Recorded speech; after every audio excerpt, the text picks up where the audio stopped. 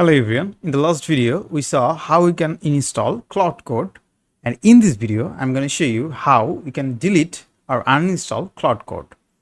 First of all, let me search it on the Google and I get it a very simple way. I can uninstall it from PowerShell or command line. We just have to run a single code by npm, that is npm uninstall global anthropic AI Claude Code. So let me copy it and paste that in our PowerShell.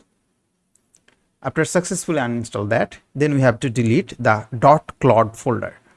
Where we can get that? Let me find it. First of all, we have to go to the Windows folder. Then we have to go to the users. Then we have to find out in which user we install the Claude Code. Click on it. Then find out .claude folder.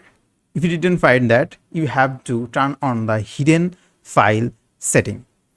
Click on view, click on hidden items. Then you can get the .claude folder. Just simply delete it. And yes, you finally delete Claude Code from your system. Thank you.